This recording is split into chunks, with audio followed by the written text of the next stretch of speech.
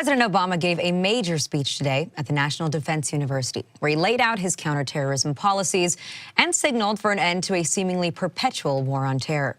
Now, the president defended the legality of drone strikes, but also addressed some of the questions associated with their use, including his reasoning for ordering the killing of U.S. citizen Anwar al-Awlaki. Now, he also renewed his call for closing Guantanamo Bay and announced a number of steps that his administration will take, including lifting a moratorium on transferring detainees cleared for release back to Yemen. Now, towards the end of the president's speech, a heckler raised their voice.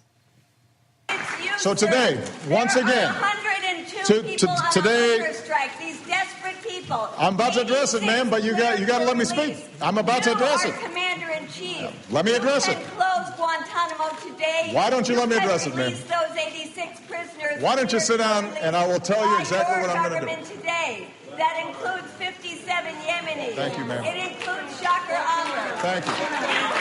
Thank you. Ma'am, thank you. You should let me finish my sentence. We will transfer detainees who have been cleared to go to other countries. Where appropriate, we will bring terrorists to justice. Now, ma'am, let me finish. Let me finish, ma'am. This is part of free speech, is you being able to speak, but also you listening. The voice of that woman is worth paying attention to. Obviously, I do not agree with much of what she said. And obviously, she wasn't listening to me in much of what I said. But these are tough issues.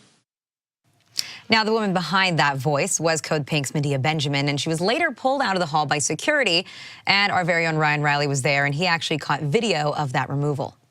Was killed. Can you tell the Muslim people their lives are as precious as our lives? Can you take the drones out of the hands of the CIA? Can you stop the signature strikes that are killing people on the basis of suspicious activities?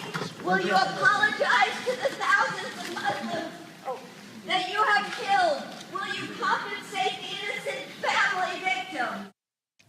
Now, if you were monitoring Twitter while that was going on, then you saw a lot of shocked responses, people commenting on how rude it was to interrupt the president's speech. But the thing is, he said that her voice deserves to be heard. For those of us that are aware of Code Pink and the activities, Medea, we all know you. I have a tweet here from John R. Stanton says, honestly, how does Medea Benjamin get into anything anymore? The CIA's Russia operation should have her teach classes. So first tell me, how did you get in? And also, you know, what was it like to finally have the president actually say that your voice deserves to be heard? Well, getting in, that's a state secret I'm not at liberty to divulge.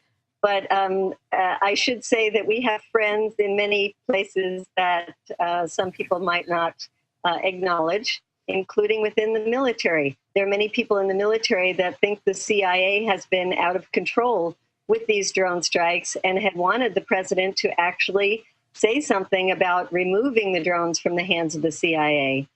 There are certainly many people who think that what John Brennan once said, that we should acknowledge and apologize for civilian casualties, is something we should do. In fact, the military has often been doing that in Afghanistan. And why shouldn't the CIA be doing that in Pakistan? And why shouldn't they be doing that in Yemen and Somalia? So I think a lot of the things I brought up, including the issues about Guantanamo, are issues that have a lot of support in many different places. And so, how did it feel? Like I said, you spoke to Ryan later on too, and you said that you were surprised that your protest worked so well. I mean, this is something that you do all the time. You've been at countless hearings on Capitol Hill, at countless speeches at this point, but you got quite a reaction from the president there. He listened. He said your voice deserved to be heard. Well, yes, it was quite nerve-wracking to be waiting for about 2.5 hours. And I kept thinking somebody was going to come up to me and ask me to leave, but it never happened. And I was glad that the president did give me a chance to speak. One does not get a chance like this many times.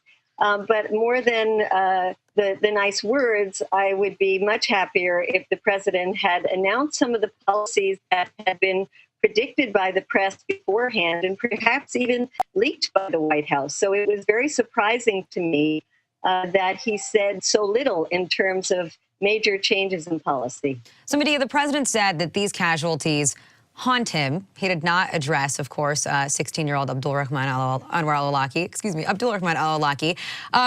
Do you think that this is something that he should actually apologize for when it comes to the civilian casualties there, for not explaining what goes on? And is it really better to say that, well, those guys kill more civilians than we do, so that makes us better?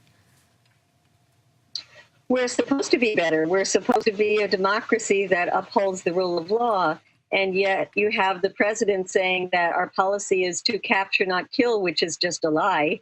In fact, when I went to Pakistan, I heard many examples of people who were in the capital, like Tariq Aziz, a 16-year-old, who could have easily been captured in a hotel or a conference room in the capital, and instead was killed by a drone strike 2 days later. We have examples in Yemen where people are killed right outside of Sana'a. So it certainly is not true. What the administration has been doing is playing prosecutor, judge, jury, and executioner, and that is not a policy worthy of a democratic country. At this point, I'm pretty sure, like I said, any journalist in Washington, D.C. definitely recognizes you and knows you. But do you think that the administration from this point on is going to recognize you as well? You think that you'll ever get into one of these events again, and are you going to try? Yes, I'll keep trying, and I'll probably get in again. I think there is something to white privilege, and it's important to use it in a positive way. And whether it's me or anybody else, we've been doing so many different ways of trying to push this policy: hunger fast, petitions.